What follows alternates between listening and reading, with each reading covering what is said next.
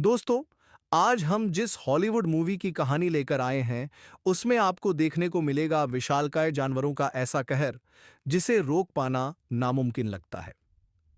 कहानी की शुरुआत होती है अथीना एक नाम के स्पेस स्टेशन से। ये स्पेस स्टेशन एनर्जीने नाम की एक खतरनाक कंपनी का है, जो गुपचुप तरीके से जीन मैनिपुलेशन पर रिसर्च कर रही है। लेकिन तभी उनकी लैब में एक बड़ा हादसा हो जाता है। एक लैबोरेटरी चूहा अचानक म्यूटेट होकर इतना खतरनाक बन जाता है कि पूरा स्टेशन तबाह कर देता है।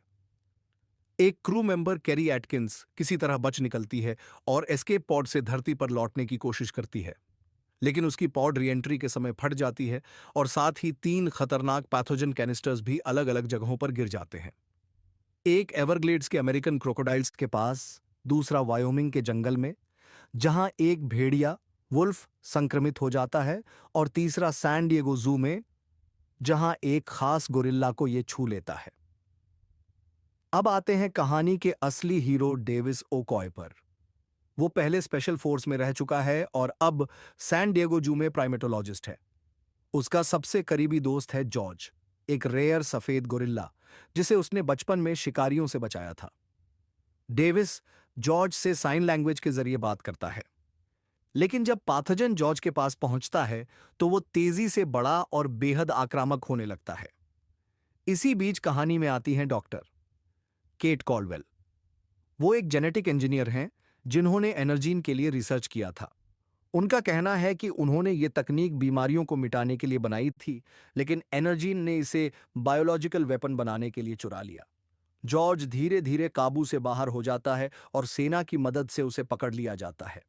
उसे एक सी 16 विमान में ले जाया जा रहा होता है, लेकिन अचानक वो हिंसक हो उठता है और प्लेन क्रैश कर देता है।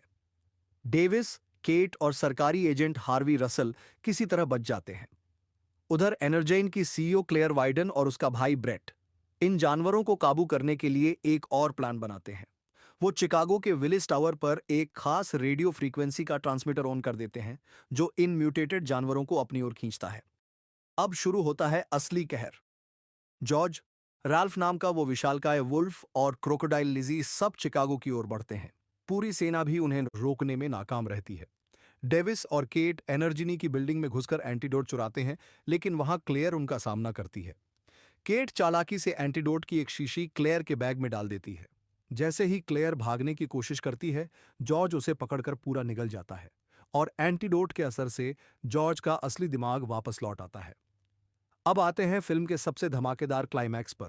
जॉर्ज डेविस के साथ मिलकर रैल्फ और लिजी से लड़ता है। डेविस चालाकी से रैल्फ को लिजी के सामने लाता है और लिजी रैल्फ को एक ही झटके में सिर से काटकर खत्म कर देती है।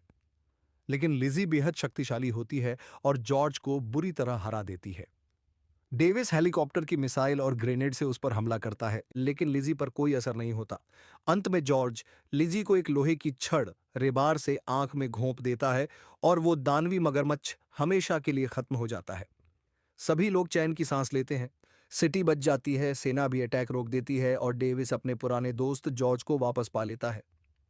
तो दोस्तों, ये थी रैम्पेज की पूरी कहानी, जिसमें जानवरों और इंसानों की जंग ने पूरी दुनिया को हिलाकर रख दिया। आपको इस फिल्म का कौन सा सीन सबसे दमदार लगा, हमें कमेंट में जरूर बताइए। वीडियो पसंद आया तो लाइक और सब्सक्राइब करें।